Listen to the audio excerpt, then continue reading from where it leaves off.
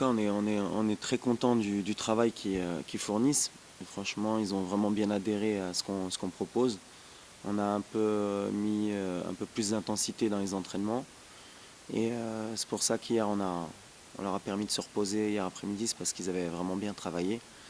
Donc on est en plein milieu de notre programme. On sait qu'après le match de ce soir, il nous restera une semaine avant le match de l'Angola. Donc ça nous permettra encore de pouvoir travailler. Mais l'idée, c'est qu'ils arrivent à 100% pour le match de l'Angola. Donc on sait aussi que ce soir, on ne sera toujours pas à notre meilleur niveau. Pas obligatoirement dévoiler ses cartes. Ce qu'on va essayer de faire, c'est surtout de peaufiner le jeu de l'équipe, le système de jeu et les complémentarités. Après, on sait très bien que d'ici au premier match, il peut se passer encore des choses au niveau du choix des titulaires. Mais sur le plan du choix de jeu et tactique, je pense pas qu'on dévoilera nos cartes, mais on sait très bien que de toute façon, c'est un jeu de dupes que de penser que les équipes ne se connaissent pas.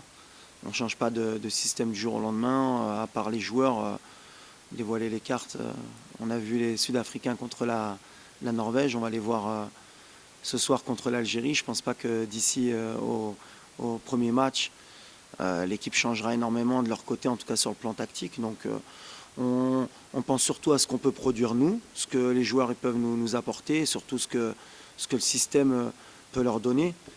Après, de toute façon, c'est très bien que les équipes nous espionnent, nous connaissent.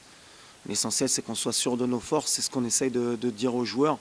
Et c'est surtout de corriger les choses qu'on a fait de moins bien, surtout face à la Zambie et les matchs précédents, tout en s'améliorant et en espérant qu'on arrive vraiment au top pour le premier match.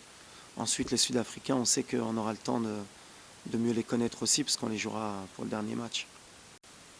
On lui a dévoilé qu'il était jeune déjà, il avait 20 ans, qu'il avait déjà fait énormément de choses pour arriver dans le groupe des 24. On a laissé beaucoup de très bons joueurs aussi à côté de cette liste, donc ça montre aussi la confiance qu'on avait envers lui.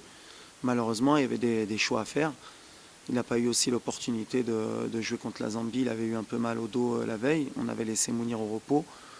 On aurait voulu peut-être le voir, mais ce qu'on lui a dit, c'est que c'était une grosse opportunité pour lui déjà d'être avec nous, de côtoyer des joueurs de qualité qui devaient apprendre. Et c'est ce qu'il fait tous les jours, il progresse. Et en restant avec nous, il progresse encore. Et je pense que ça va lui permettre à lui déjà d'avoir encore plus envie de revenir la prochaine fois. Mais je pense que c'est un joueur d'avenir, il a énormément de qualité, il a une très très bonne mentalité, c'est important pour le football d'aujourd'hui. On voit qu'il s'est bien adapté, que ce soit avec les anciens ou avec les nouveaux. Et sa réaction a été très très bonne, ça montre qu'il a une réaction de futur très bon joueur. Maintenant, comme on lui a dit, le chemin est encore long pour lui aussi. Il faut qu'il montre que ça lui a servi. Mais j'ai confiance, c'est quelqu'un qui fait partie intégrante de l'équipe. Il ne faut pas croire que parce qu'il a été écarté du groupe, qu'on ne fait pas attention à lui. En tout cas, c'est de bon augure pour l'équipe nationale, c'est de bon augure pour lui, à lui justement de prendre justement cette expérience en positif pour que ça puisse le faire progresser dans son club et qu'il revienne dans son club encore plus fort.